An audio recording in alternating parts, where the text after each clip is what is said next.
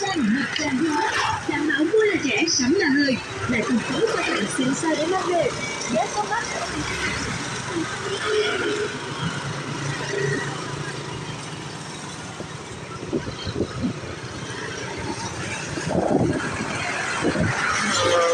Para gì mà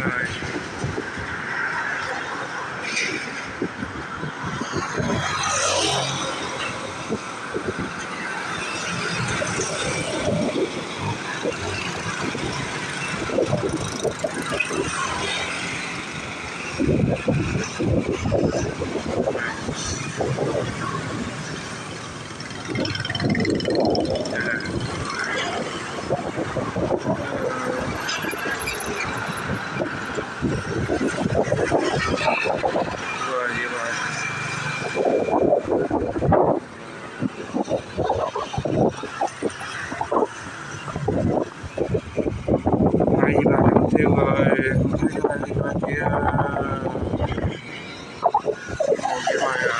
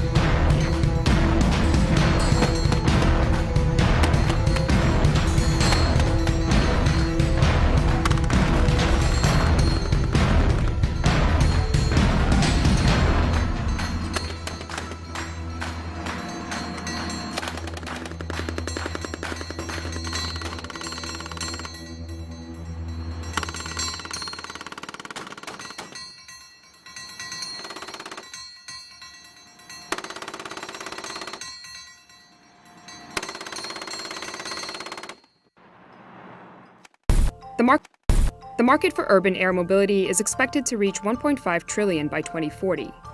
Companies like Boeing, Airbus, Toyota, and Uber are recognizing the need for more efficient travel and injecting millions into developing VTOLs, or vertical takeoff and landing vehicles. Though these operate more like massive drones or helicopters than they do cars, VTOLs have the potential to fundamentally change the way we commute in cities. So what's taking so long? The biggest challenge, according to engineers, in creating a flying car is to create a machine that is robust, rugged, and probably heavy enough to withstand the rigors of the road. Most engineers claim that although it was an interesting problem, it was not a solvable one. The balance would always be wrong, or the weight would be wrong, and you could never do better than creating an inferior car that would also be an inferior airplane, and that you were much better off making an airplane and making a car and keeping them separate. People have been trying to build car-plane hybrids since the early 1900s. In 1917, the Curtiss autoplane debuted at the Pan American Aeronautic Exposition in New York. The autoplane had a removable fuselage, wings, and tail, and actually looked like a car when it traveled down the road. But with World War I in full swing, priorities quickly shifted from building a flying car to building military planes, and the autoplane was eventually dismantled for parts. In the mid-40s, public interest in flying cars was re-sparked after Robert Fulton flew his Airphibian prototype. 3 years after its first flight, the Airphibian became the first flying car to receive certification from the Civic Aeronautics Authority, predecessor to the FAA. But in the end, the Airphibian's high production costs meant it was never made on a wide scale. Still, the Airphibian became the inspiration for Milt Taylor's Aerocar a few years later. The Aerocar too earned the green light from aviation authorities and complied with all road vehicle codes that existed at the time. Ford was curious about the Aerocar, and in 1970 even commissioned a study to gauge the market interest in such a vehicle. Ford predicted they could sell about 25,000 Aerocars, but the company eventually decided to pass on the project, after engineers and lawmakers raised concerns. These advancements in key technologies have led to a number of flying car prototypes. Massachusetts-based Terrafugia has managed to get road and FAA approval for its transition model, though it's not yet commercially available. Slovakia-based Aeromobile too has not sold any vehicles and is awaiting approval from the European Aviation Safety Agency for its Aeromobile 4.0 car. However, both of these companies seem to be turning their focus to VTOLs. Terrafugia's newest model, the TF2, will have removable pods that can be docked to either an air vehicle or car wheels. Meanwhile, a rendering of Aeromobile's latest model, the Aeromobile 5.0, shows a car that drives to a helipad before it takes off vertically. Experts say engineering a hybrid car plane is really difficult because the two vehicles are designed for opposing goals. In addition, a hybrid air and road vehicle in the US would require certification from both the FAA and the National Highway Traffic Safety Administration, which can be hard to achieve. That's why many companies have turned to VTOLs. The Vertical Flight Society, a trade association for the advancement of vertical flight, has been tracking electric VTOL designs since 2016. Its website lists over 250 different designs for eVTOLs. One well-known company working with eVTOLs is Uber. Uber is not building any of the vehicles itself. Instead, the company is collaborating with established manufacturers, including Boeing and Hyundai, to bring Uber's ride-sharing platform to electric flying vehicles. Uber says it hopes to have its eVTOLs up and running by 2023. Another big name in the space is Airbus. The company is testing City Airbus, an all-electric, 4-seat, remotely piloted flying taxi which has so far performed more than 100 test flights. Even with all the buzz, experts agree that there are many challenges that manufacturers must face before they can bring an urban air mobility vehicle to market. There is a challenge with flying cars in that they'll be quite noisy. The wind force generated will be very high. Let's just say that if something's flying over your head, if there are a whole bunch of flying cars going all over the place, that is not an anxiety-reducing situation.